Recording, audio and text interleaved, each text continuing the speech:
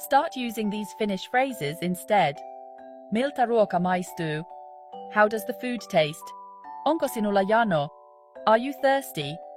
Voinko tuoda sinulle jotain muuta? Can I bring you something else?